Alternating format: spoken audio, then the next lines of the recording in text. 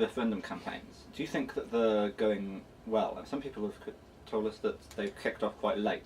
Yeah, they're not going at all, I suppose, is what I'd say at this point, is that there is, they sort of are, in that there's a nascent no campaign, and there's an embryonic yes campaign, and the sizes are going to be quite different as far as we can see, but there are no campaigns yet. There is no one out there taking leaflets and arguing yet, and I think you could argue that perhaps from the Yes campaign's point of view, that's intentional. What they want is a short, sharp campaign. True Wales are out there, they're trying to talk to people, they have a website, but of course the money that'll be released from the Electoral Commission to the No campaign and the Yes campaign, whoever they might turn out to be in the end, well, that's not going to be triggered for a while yet. So, the big money and the big out there in your face campaigning is going to be late, short and sharp. And until then, I suppose you would argue, well, no, probably, people aren't terribly aware of the issues. It's around, isn't it? And it's bubbling in much of the stuff that we do. But it'll be next year before people are truly hit by the question that is going to be put to them. Do you think there's a groundswell for one side or the other? Well, we did an opinion poll. We do them not very regularly. We usually do one a year. We've done an extra one this year precisely to try and find out what the lay of the land is. And that shows, you've seen the figures yourself over the years, from 97 onwards, so before any politician was elected. So it's not really entirely up to them, you would have to argue, is that people's attitudes have changed towards the institution. The government is a different matter, but that they have grown. The gap has grown, with more and more people saying that they would vote yes as opposed to those who would say that they would vote no. And the gap now is quite substantial.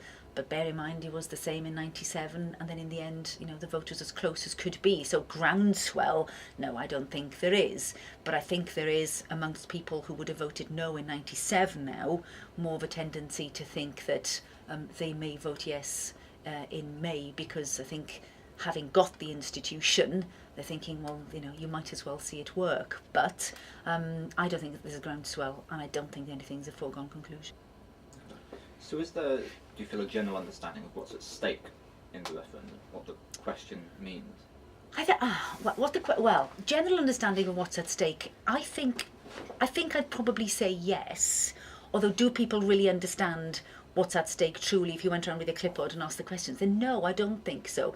I think somebody was saying to me the other day, an assembly member, that people come to the surgery and rail against more powers. Others come shouting for more powers, and he said, and both are based on misconceptions of what a yes vote or a no vote would deliver. So, this isn't an argument about one side or the other. I think generally, if you ask people what it actually means, there are probably a handful who would truly understand, and I don't claim to be one of them, what it would, what the changes would actually be, all of them in all the details.